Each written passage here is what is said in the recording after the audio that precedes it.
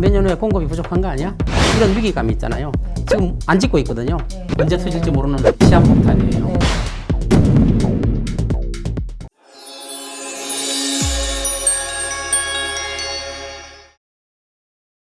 최근에 우리나라 부동산 시장 보면 지금 공급 부족 얘기가 나오고 있거든요. 뭐 내년, 내후년 이렇게 공급이 계속 준다. 그렇죠. 지금 공급이 굉장히 부족하죠. 지금 자재값도 오르고 금리도 오르고 개발을 하려고 하지를 않죠. 그러니까 맞아요. 공급이 부족한데, 근데 우리가 과거를 한번 보면은 1998년 그 외환위기 같은 경우는 1, 2년 내에 회복이 됐어요.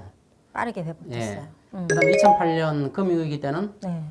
회복되는데 한 3년에서 5년? 5년 정도 거의 걸렸어요. 네. 그래서 이번에도 뭐 그 정도 기간이 걸리지 않을까 이렇게 생각을 하는데, 그거는 앞으로 예측이라는 건 그거잖아요. 그 우리 전문가들이 어떤 분들은 뭐 부동산 값이 앞으로 공급이 부족하니까 오를 것이다. 또 공급이 많으니까 내릴 것이다. 이렇게 예측을 하잖아요. 그래서 우리가 뭐 주식도 그렇고 부동산도 그렇고 전문가들이 말하는 걸 거꾸로만 하면 돈 번다. 이런 말도 있잖아요. 그만큼 예측이 어렵다는 거예요. 아, 예. 그리고 지금 위기감을 느끼는 것도, 그리고 부동산을 살려고 하는 분들도 몇 년 후에 공급이 부족한 거 아니야? 지금 안 짓고 있거든요. 이런 위기감이 있잖아요.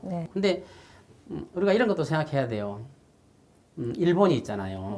20년, 30년 동안 부동산 가격이 10분의 1 가격으로 떨어져서 계속 침체돼 있잖아요. 맞아요. 거기는 공급이 안 됐어요. 네. 아예 공급이 안 됐는데도 20, 30년 침체돼 있는 거예요. 요즘 뭐 일본 부동산이 좀 올라간다 그러죠? 올라간다 그러지만은 굉장히 침체돼 있다는 거예요. 일본은 지금 아직도 금리가 제로예요. 기준금리가 제로예요.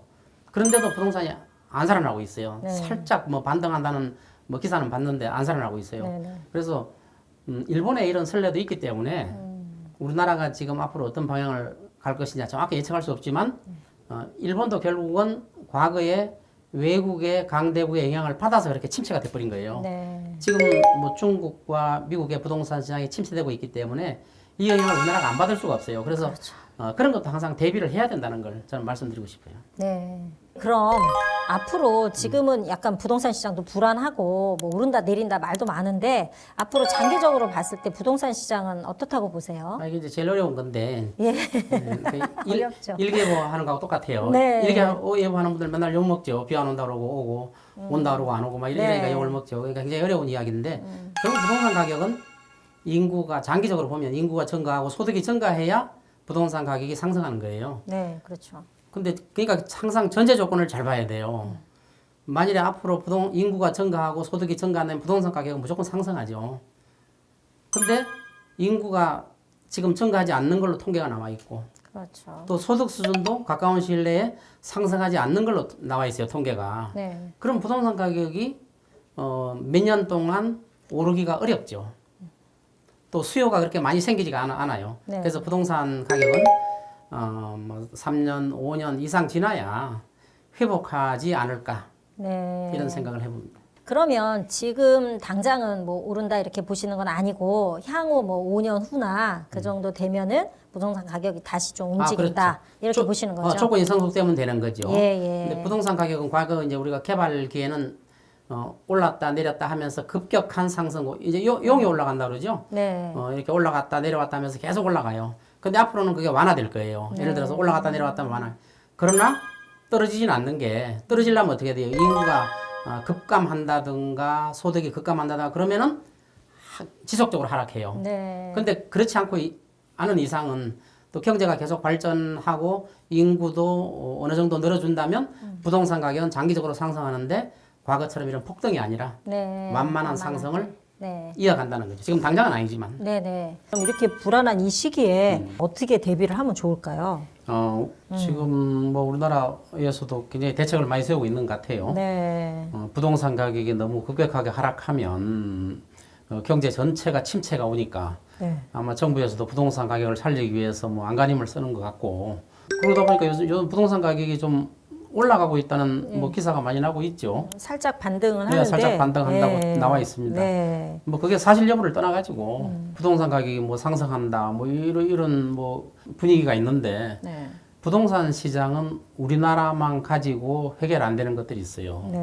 그 외국의 경우 우리하고 뭐 무역을 가장 많이 하는 중국과 미국 이런 부동산 시장이 어려워지면 우리나라도 굉장히 고통을 느낄 수밖에 없어요. 지금 이미 중국 부동산은 뭐 사실상 붕괴됐다고 네. 우리가 보여지고 있고 또 미국의 상업용 부동산도 공실률이 한 19% 정도 되기 때문에 지금 뭐 미국의 상업용 부동산이 한 30% 정도 뭐 하락한 걸로 지금 나타나고 있는데 네. 미국의 상업용 부동산이 하락하게 되면 미국의 금융기관도 위험해지고 우리나라가 직격탄을 맞을 수도 있는 거죠. 네, 연쇄적으로 다 반응이 그럼요. 오니까. 연쇄 상태가 나타날 수 있는 거죠. 네네. 그래서 외국의 상황이 지금 상당히 안 좋기 때문에 이런 경우는 옛날처럼 대출을 많이 받아서 산다 이런 경우는 좀 자제해야 될 것 같아요. 네. 뭐 영끌이다, 뭐 네. 대출 받아 산다.